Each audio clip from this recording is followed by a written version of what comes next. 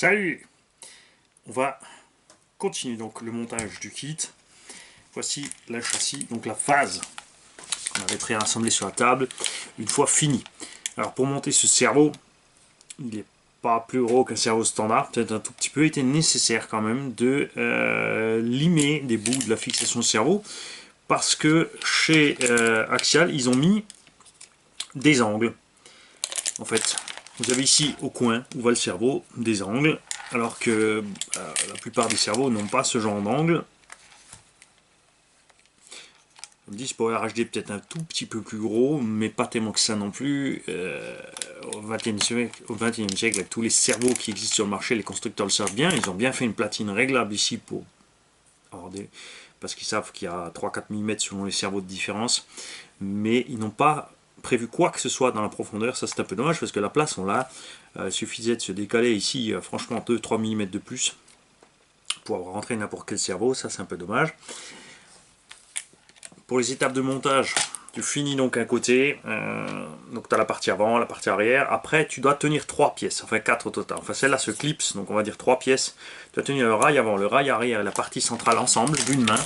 Tu tiens tout ensemble et ensuite tu dois aller mettre donc tes deux vis là pour les assembler. C'est maintenu uniquement par deux vis de chaque côté, l'ensemble avant, arrière, centre. Ça me paraît un peu faiblard, après c'est un crawler, ça va, je dis pas. Mais point de vue des qualités du plastique, des tourelles et tout, on est vraiment, encore une fois, un cran en dessous de Traxxas, Sobao et autres. Et c'est un peu dommage au prix de ces kits. 36 000 tailles de vis aussi, et il en reste encore 36 000 tailles. Ça aussi, c'est un peu dommage. Ces pièces-là fixées par l'intérieur, ça aurait pu être fixé par l'extérieur. Il y avait large la place pour passer à travers le châssis, pour fixer le tout ensemble. C'est vrai que tu interviens pas souvent à ce niveau-là, mais perso, je pense que c'était plus logique de les mettre par dehors, puisque tu as déjà les en bas par dehors, donc tu pouvais enlever tes 4 vis et sortir ton pont complet avec tes liens, en enlevant juste les 4 vis, enfin 6 vis, 2 vis de top à morteau et 4 vis de biellette. Tu pourrais séparer tout l'arrière de l'avant. Là tu vas être obligé d'en enlever, enfin tu peux en enlever 2 des liens inférieurs, les autres il faudra enlever les liens supérieurs, donc ça veut dire qu'il faudra enlever les roues, parce que sinon tu n'arrives pas au vide des liens. Enfin, tu vois ce que je veux dire, si tu veux agir vite là-dessus, c'est un peu raté. Je tiens, c'est pas très grave, mais je ne suis pas cette logique de montage. Étape suivante, on reste donc sur le sachet F. On attaque la pose de la boîte de vitesse réduction transfert. Tout d'un coup apparaît ici une boîte radio sur les photos, le bas d'une boîte radio qu'on n'a pas et qui ne se monte que beaucoup plus tard, 5 pages plus loin exactement. Simple exemple de choses incohérentes dans cette notice, parce que une ou deux c'est pas grave, mais là on cumule, on a déjà vraiment plusieurs choses. Comme je disais, là tu vois, tu as plus les traces des vis pour finir. Là le pare-choc, on te le met dedans, aucune vis, aucune indication, parce qu'il a deux petits tétons, donc on peut se dire que c'est fixé plus tard avec autre chose, ok. Mais monsieur tout le monde ou le débutant qui monte ce kit va pas comprendre qu'il n'y a pas de vis là. Les autres te mettent juste une petite étoile, une petite annotation pour te dire attention, faut clipser dedans, mais il sera fixé plus tard ou des choses comme ça. C'est pas très grave, tu vois, mais je pense que ce serait pas du luxe de rajouter ce genre de petit détail. Alors prenons donc cette boîte de réduction. C'est pareil, quand tu montes celle-ci, on te dit de mettre les cardans tout de suite dessus, mais tout ça, ça se casse la figure, les têtes, tant que c'est pas vissé, ça se casse la figure. Donc sur la notice, tu mets pas aux gens qu'il faut le mettre tout de suite, parce qu'ils vont se balader avec le truc qui tombe, ils vont le remettre, ça va retomber. Tu mets à la fin au moment de mettre les ponts et pas avant. Et ceci va tomber là-dedans. On a aussi sur ce kit quelque chose, c'est pas très grave non plus, mais les trous de vis ne tombent pas parfaitement en place. Je suis désolé, mais ça colle pas. On est pas au demi-millimètre, hein, mais on n'est pas en face des trous. Tu vois, et partout au niveau des ajustements, ça ne colle pas. Ça rentre parce que c'est du plastique, c'est sûr, mais t'es pas vraiment dedans. Je sais pas si tu vois là. Là maintenant, on va mettre le moteur en place. Les deux pattes de fixation sont plus larges que l'emplacement dans le châssis. Mais là, on a effectivement un bon millimètre d'écart pour réussir à poser la boîte dedans. Ces deux vis là rentrent parfaitement ici dans le patin inférieur, on est dedans, mais pas en haut.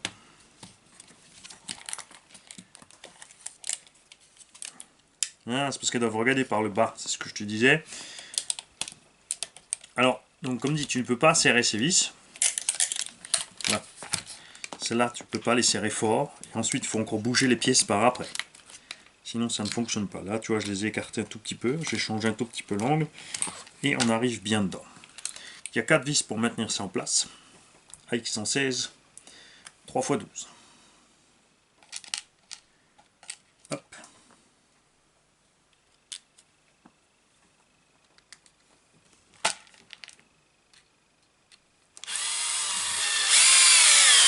Alors, on va certainement être dérangé. J'attends impatiemment une commande de carton pour vous expédier les carreaux, les mecs. Et l'entreprise de livraison a 5 jours de retard. Ils ont prétendu m'avoir contacté et pas eu de nouvelles, donc ils n'ont pas livré, alors que je n'ai pas le moindre appel. Je les ai appelés, on m'a promis de me livrer entre 10h et 10h30.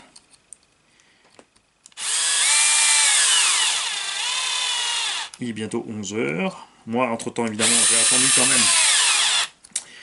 Avant de continuer le kit à Benoît, tu vois, donc ça me fait perdre du temps sur les montages pour vous parler un peu de goupillage des choses. Mais là, comme ils ne décident pas à livrer, j'ai décidé de continuer la vidéo quand même. Alors, on a des câbles moteurs. Si tu as un charbon, tu peux les faire passer à gauche, à droite. C'est ric-rac quand même, parce que là, maintenant, avec ce moteur, impossible de mettre le cache qui va donner un look réaliste à la chose. Sauf si ce machin est monté sous le capot et pas directement dessus. Toute évidence là-dessus, c'est possible. Peut-être on verra ça tout à l'heure. Ça prend le coin du cerveau. Il y a moyen. Il y a moyen, on verra. Donc la boîte est montée, elle tient qu'avec 4 petites vis M3. Ensuite, on te fait monter ta direction sur ton pont. Ça, on l'a déjà préparé. Je comprends pas pourquoi ils font ça à ces étapes-là. Perso, je suis d'avis, tu fais ton sachet de montage de pont avec tes liens. Comme ça, ton pont est fini, tu le poses. Et ensuite, tu attends de le mettre dans le véhicule, tout simplement. Et donc, le pont avant. Là, il te montre le châssis par en dessous comme ça pour travailler. Pas très logique, on est d'accord. C'est pas comme ça que tu vas travailler sur ta fiche de travail. Tu le poses à l'envers. Hein? Donc déjà, ils sont pas très clairs où va quoi à ce moment-là. Ça va là, c'est sûr. On utilise AX109, c'est 3 par 14. On va les mesurer de la vis, je vous le dis moi.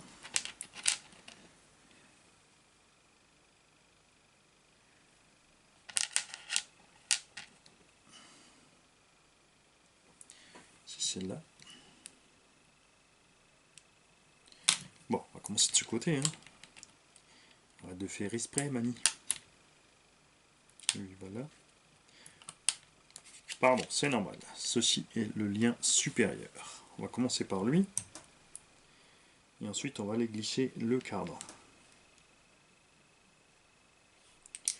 Ah, pareil, tu vois, regarde, tu ne peux pas glisser en fait la vis dedans. Tu dois... Bon, après, tu me diras, tu peux toutes les faire prendre déjà, comme ça, elles se baladent pas sur le truc. On va faire l'avant parce que c'est là où il y a plus de pièces. Je ferai l'arrière évidemment hors cam. Tu vois, super.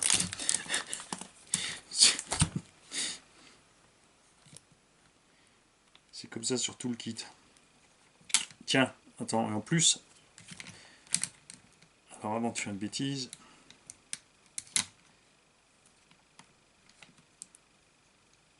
voilà.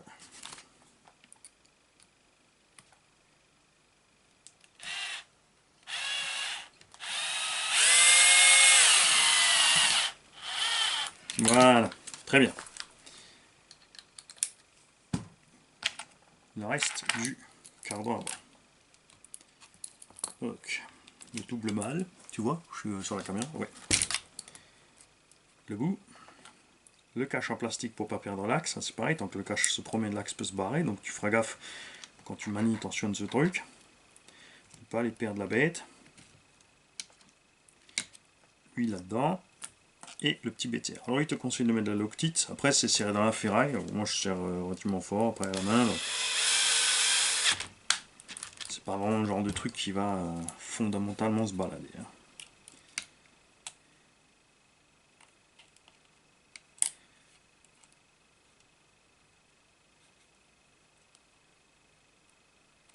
Alors ça va là, ça va là.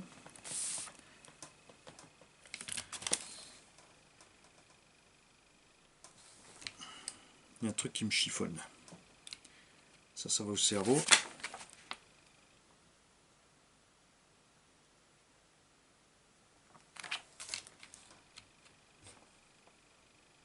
Ce qui me chiffonne, les mecs, c'est qu'on a un double logement là, amorto et biellette. Il n'est pas là.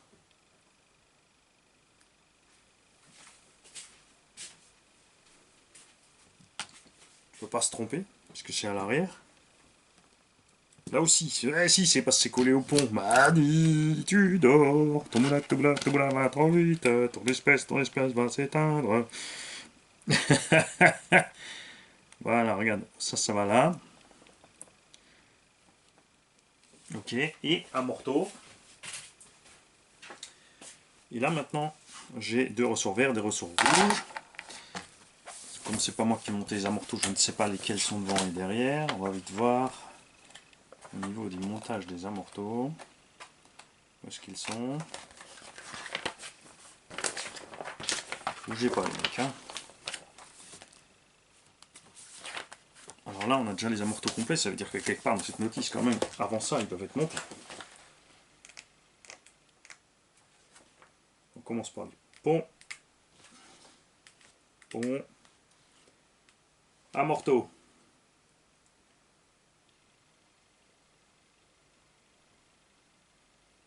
Ah voilà, on te donne deux choix de ressorts. Mais à aucun moment on ne te dit lesquels vont devant, lesquels vont derrière. J'ai tout pour être devant. Donc on va mettre les plus durs à l'avant.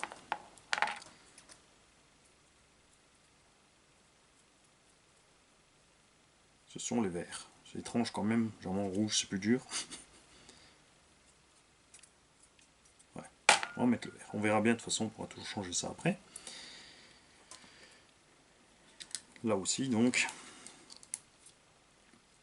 Ah là ça rentre, tu vois. Ça c'est ce qu'on attendait déjà sur les autres endroits en fait. Hein.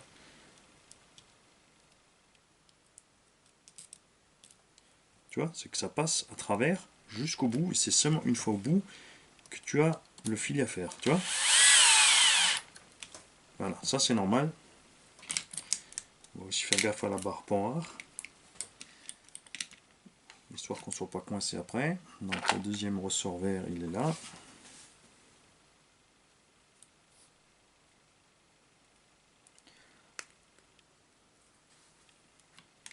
Alors les coupelles sont serrées sur l'échappe d'amorto, mais sans détrompeur.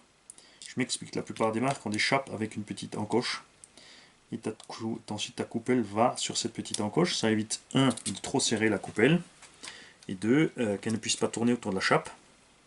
Parce que là, elle est juste coincée. Si elle est juste coincée, ça veut dire qu'elle peut aussi sortir malgré le serrage. Donc est-ce que c'est vraiment efficace du coup? Non, ça va quand même retenir la coupelle, je dis pas, mais... Par contre, il n'y a rien qui retient le ressort dans la coupelle. C'est un peu dommage. Moi j'aime bien, si déjà ils font du scal, ce serait sympa d'avoir des ressorts accrochés dans les coupelles, ce qui éviterait de les perdre. Voilà, il me reste une 3 par 12, 14, une des deux. Ça explique pourquoi il me reste un impair ici.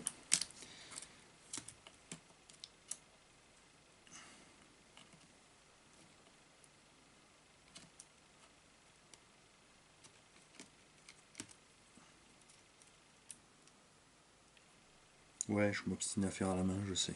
J'aurais pu prendre tout simplement le tournevis.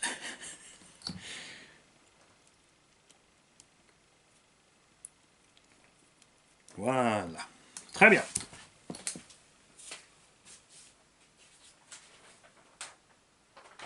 On va revenir à la notice avant de fixer la barre anti-dévers pour être sûr qu'il n'y avait rien à fixer en plus de cette barre anti-dévers. Et tu sais quoi, on t'en parle pas. Tu parles de la direction, tu parles des amortos arrière et le montage de la barre pour arrière, tu te la rêves. C'est une farce. C'est une farce. Et non, c'est pas une farce. On ne te parle pas de monter la barre pour arrière sur le pont. Nulle part. Si, là. La 109. AX 109. 3 par 14. On a bien la bonne.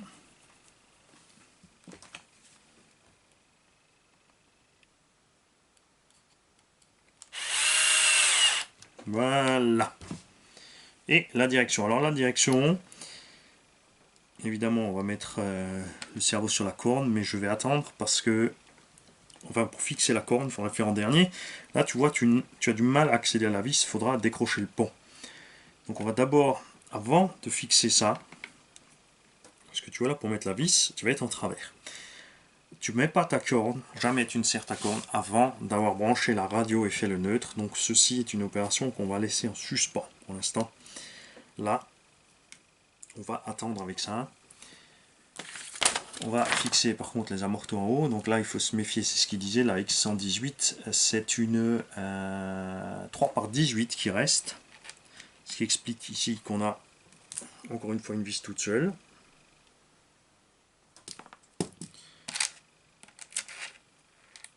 Les autres, c'est du 20. Voilà. Donc c'est bien celle-là. Celle-là, il faut la mettre côté cerveau. On va mettre une fois là où ils nous disent de mettre, hein, on va pas chercher loin. Tonton pourra faire évidemment ses réglages lui-même. Et cette vis, je vais uniquement la faire prendre. Je ne vais pas la serrer parce que, on me dit, on passera encore. On voit qu'elle est courte. Hein. On va la mettre pour éviter de l'arracher. Je te laisse prendre celle-là pour éviter que les amortos se baladent.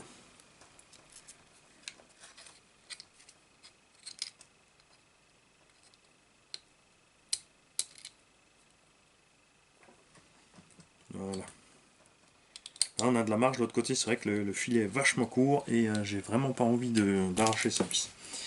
Très bien. Donc tout ce qu'il reste à faire, c'est raccorder la direction.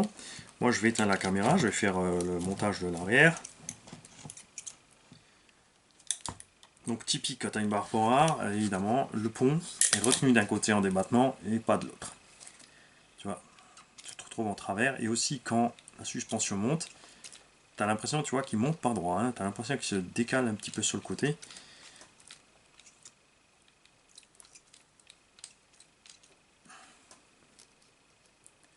Voilà, on va simuler à temps que la direction soit fixe, juste pour voir une chose encore. Ouais, ça pousse bien tout de travers. Donc là, je dirais que malgré que cette barre power soit super tarabiscotée sur la forme, elle n'est pas vraiment où elle devrait être. Hein. C'est assez bizarre. Et je vais vérifier quelque chose parce que je l'ai monté par devant et je pense que c'est une erreur. Cette barre doit être fixée par derrière. Voilà qui est mon erreur. Et c'est pour ça qu'il te la fixe aussi avant les amortos. Voilà, tu vois, j'ai bien fait de faire attention à mes vis. Regarde, j'ai failli arracher la vis.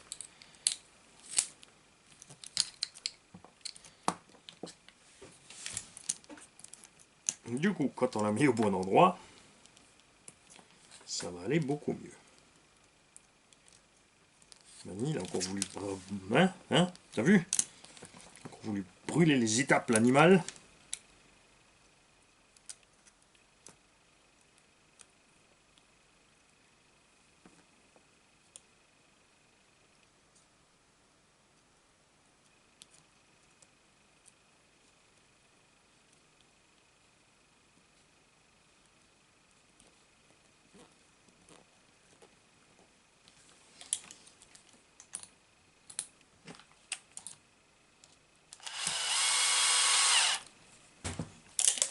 Voilà, du coup on a clairement aussi plus de débattement et on se retrouve droit avec le pont.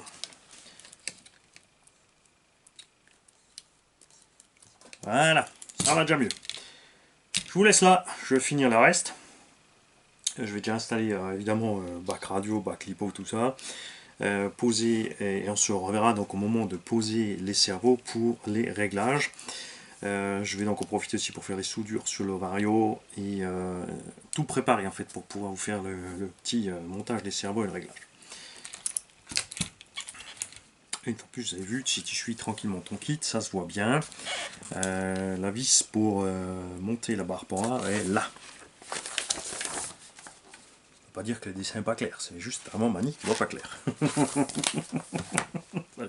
Salut les mecs.